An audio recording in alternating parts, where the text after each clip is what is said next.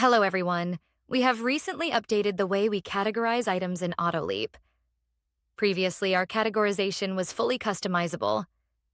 You had the freedom to create any category, input any text into it, and then associate it with the items.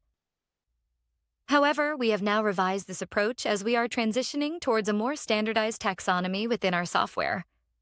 We are adopting the Product Information Standard Exchange Database, which is a widely accepted standard for item categorization of parts.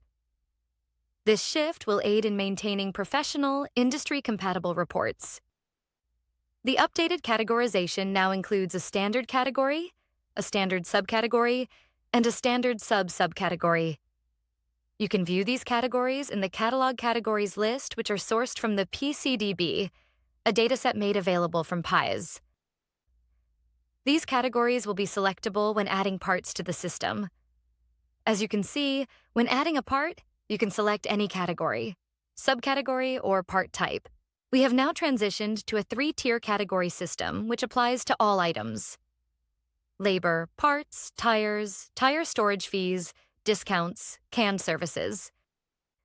As for the data from the legacy categories, the custom categories that were previously maintained.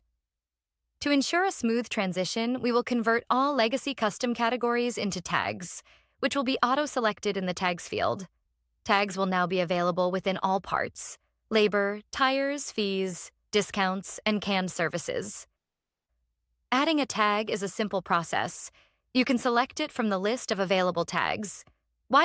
Let's create a new tag. Once created, it will be auto-selected for the item and can be edited or deleted for later use if needed. Once a tag is added, these tags are visible on the item listing screens. As you can see, for canned services, discounts, fees, tires, parts, and labor, we have a tag column.